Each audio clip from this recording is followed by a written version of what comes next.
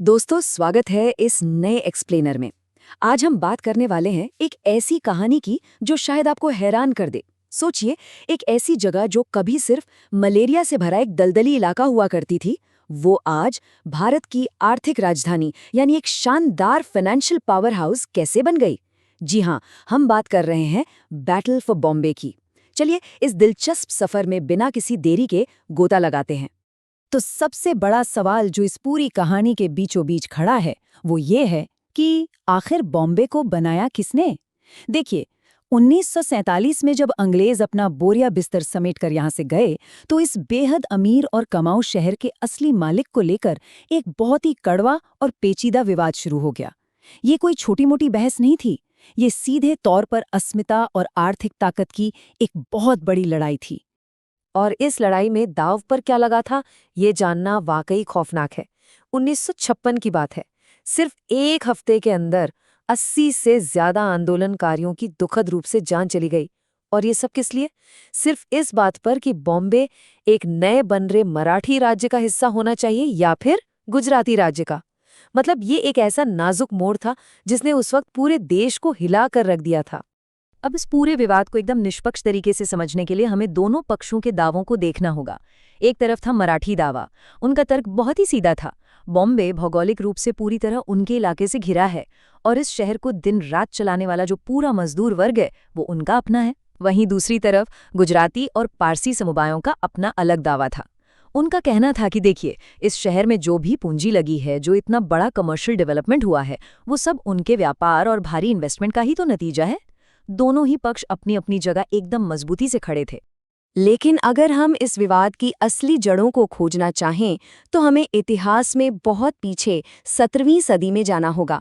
आपको शायद यकीन ना हो, पर एक वक्त ऐसा भी था जब बॉम्बे इतना गरीब और बीमारियों से भरा था कि इंग्लैंड के राजा ने इन द्वीपों को बेकार समझकर ईस्ट इंडिया कंपनी को लीज पर दे दिया, और वो भी सिर्फ 10 पाउंड सोने के सालाना किराए पर। सोचिए, जिस जगह को राजा अपने सिर का बोझ मान रहे थे, वही जगह आगे चलकर कंपनी के लिए एक सोने की खदान साबित हुई। वैसे वो 10 पाउंड वाले द्वीप अंग्रेजों के पास पहुंचे कैसे? इसकी कहानी भी किसी फिल्म से कम नहीं है।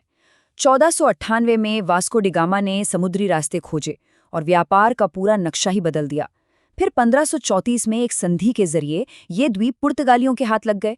लेकिन सबसे अजीब बात तो 1661 में हुई, जब यही द्वीप ब्रिटिश राजा को पुर्तगाली राजकुमारी से शादी के दौरान दहेज के रूप में दे दिए गए। जी हाँ, एक कूटनीतिक शादी का तोहफा जो आगे चलकर भारत का सबसे ताकतवर शहर बन गया। अब अंग्रेजों के हाथ में आने के बाद इस शहर की किस्मत ने एक अनोखी करवट ली। उस वक्त बॉम्बे के गवर्नर थे जेराल्ड ऑन्गियर, और उन्होंने एक मास्टर स्ट्रोक चलाया, धार्मिक स्वतंत्रता की नीति। उन्होंने साफ कह दिया कि हिंदुओं, मुस्लिमों, पारसियों और यहूदियों सबको अपने अपने धर्म का पालन करने की पूरी आज़ादी है। इस सुरक्षित और आज़ाद माहौल ने हर समुदाय के व्यापारियों को चुंबक की तरह अपनी ओर खींचा, और इसका नतीजा सिर्फ 7 सालों के अंदर आबादी 10,000 से उछलकर सीधे 80,000 तक पहुंच गई। लेकिन एक बात ध्यान रखिए, उस समय का बॉम्बे आज के बॉम्बे जैसा बिल्कुल नहीं था। वो असल में अलग अलग द्वीपों का एक बिखरा हुआ समूह था। फिर 1700 के दशक की शुरुआत में एक ऐसा लैंड रिक्लेमेशन प्रोजेक्ट शुरू हुआ जिस पर आज भी यकीन करना मुश्किल है।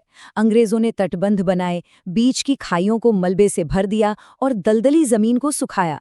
इस तरह 7 अलग अलग डूबे हुए द्वीपों को जोड़कर एक सिंगल जमीन तैयार की गई। लिटरली इस शहर को समुद्र के अंदर से खींचकर बाहर निकाला गया था। खैर, शहर तो बन गया, लेकिन सबसे बड़ी चुनौती थी उसे सुरक्षित रखना।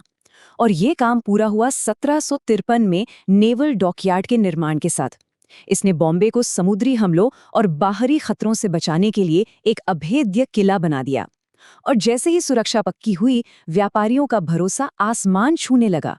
इसके बाद तो बॉम्बे में रोजगार और नए बिजनेस इन्वेस्टमेंट्स की मानो एक बाढ़ सी आ गई। अब आते हैं बॉम्बे के उस सबसे बड़े टर्निंग पॉइंट पर, जिसने इस शहर की किस्मत को हमेशा के लिए बदल कर रख दिया। 1860 के दशक के इन एक्सपोर्ट आंकड़ों को देखिए। अफीम 42% और कपास 40%। एक तरफ चीन में अफीम का बाजार खुला और दूसरी तरफ अमेरिकी गृहयुद्ध की वजह से भारतीय कपास की अचानक से भारी डिमांड पैदा हो गई। इन दो चीजों ने बॉम्बे को बेहिसाब दौलत से भर दिया। देश का लगभग सारा एक्सपोर्ट अब सीधे बॉम्बे पोर्ट से ही होने लगा था। लेकिन इस अपार दौलत के पीछे सिर्फ मौका ही नहीं, बल्कि बॉम्बे का एक बहुत ही अनोखा बिजनेस मॉडल भी काम कर रहा था। अगर हम ऐतिहासिक व्यापार मॉडल की तुलना करें तो एक बहुत बड़ा अंतर सामने आता है। जहां कलकत्ता में अंग्रेजों ने भारतीय व्यापारियों को सिर्फ एक बिचौलिया या ब्रोकर तक सीमित रखा, वहीं बॉम्बे में भारतीय व्यापारियों को बराबर का हिस्सेदार और बिजनेस पार्टनर माना गया। इस एक नीति ने बॉम्बे को सहयोग और तरक्की का एक ऐसा शानदार इंजन बना दिया जिसका उस वक्त कोई मुकाबला नहीं था। और जरा सोचिए, जब किसी शहर में व्यापार से इतनी अथाह दौलत आती है तो क्या होता है? जन्म होता है एक बेहद आधुनिक कैपिटल मार्केट का। 1875 में दलाल स्ट्रीट पर एक बरगद के पेड़ के नीचे एशिया का सबसे पहला स्टॉक एक्सचेंज शुरू हुआ, जिसे आज हम बॉम्बे स्टॉक एक्सचेंज के नाम से जानते हैं। ये इस बात का परफेक्ट उदाहरण है कि कैसे कपास और अफीम से आई दौलत ने शहर में नए उद्योगों को खड़ा करने के लिए एक बेहद सॉलिड प्लेटफॉर्म तैयार कर दिया। लेकिन जहां एक तरफ पैसा बरस रहा था, वहीं इस तेजी से होते विकास ने एक बहुत ही सख्त बंटवारे को भी जन्म दिया, जिसने आगे चलकर बड़े टकराव की नींव रखी। हुआ ये कि शहर के बड़े बड़े उद्योगों और बिजनेस पर पारसी, गुजराती और बगदादी यहूदियों जैसे प्रवासी समुदायों का कंट्रोल हो गया, जबकि शहर को अपने कंधों पर उठाने वाली वर्किंग क्लास और कारखानों में पसीना बहाने वाले मजदूर मुख्य रूप से स्थानीय मराठी आबादी से आते थे। मतलब अमीर और मजदूर के बीच की ये आर्थिक और भाषाई खाई अब लगातार चौड़ी होती जा रही थी। और यही वो बंटवारा था जो 1950 के दशक में एक भयंकर राजनीतिक तूफान में बदल गया। जब राज्य पुनर्गठन आयोग यानी फजल अली कमीशन बैठा तो दोनों पक्षों ने अपने अपने दावे मजबूती से पेश किए। दोनों शक्तिशाली लॉबियों ने 200 पन्नों की लंबी चौड़ी रिपोर्ट सौंप दी। एक तरफ बॉम्बे सिटीजन्स कमेटी थी जो प्रवासियों और व्यापारियों की पैरवी कर रही थी। उनका तर्क था कि शहर को प्रवासियों की पूंजी ने बसाया है। तो दूसरी तरफ थी संयुक्त महाराष्ट्र परिषद, जिनका बड़ा ही सॉलिड तर्क था कि बॉम्बे चारों तरफ से मराठी इलाकों से घिरा है और अपने अस्तित्व के लिए पूरी तरह उन्हीं पर निर्भर है। इन बहसों के बीच माहौल पहले ही काफी गर्म था, और फिर एक ऐसे बयान ने आग में घी का काम किया जिसने सब कुछ बदल दिया। तत्कालीन मुख्यमंत्री मोरारजी देसाई ने खुलेआम कह दिया कि बॉम्बे 5000 साल तक भी महाराष्ट्र के साथ एकजुट नहीं होगा। इस एक भड़काऊ टिप्पणी ने शांतिपूर्ण मांगों को पूरी तरह से एक हिंसक और इतिहास को पलट देने वाले विरोध प्रदर्शन में बदल दिया। आखिर में इस पूरे बवाल का राजनीतिक समाधान कैसे निकला? देखिए, 1956 में कमीशन ने पहले बॉम्बे को एक द्विभाषी राज्य यानी बाइलिंगुअल स्टेट बनाने का प्रस्ताव रखा था। लेकिन इस फैसले के खिलाफ जो विरोध हुए, उन्होंने इतना हिंसक रूप ले लिया कि भारी अशांति के बाद इस विचार को रद्द ही करना पड़ा।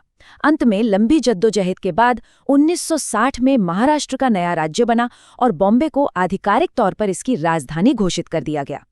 इतिहास के इस पूरे लंबे सफर को देखने के बाद हमारे सामने एक बहुत ही गहरा सवाल आके खड़ा हो जाता है। एक ऐसा शहर जिसकी समृद्धि हर एक इंसान के पसीने और मेहनत से खड़ी हुई है, उस पर असल में सच्चे मायनों में हक किसका है? आज भी साझा बलिदान की वो ऐतिहासिक सच्चाई आधुनिक राजनीति से बार बार टकराती हुई नजर आती है। ये एक्सप्लेनर हमें सोचने पर मजबूर करता है कि शहरों की नींव केवल ईंट और गारे से नहीं, बल्कि अलग अलग संस्कृतियों के सहयोग और उनके संघर्षों से रखी जाती है। आज के लिए बस इतना ही। इस चर्चा में हमारे साथ जुड़ने के लिए बहुत बहुत धन्यवाद।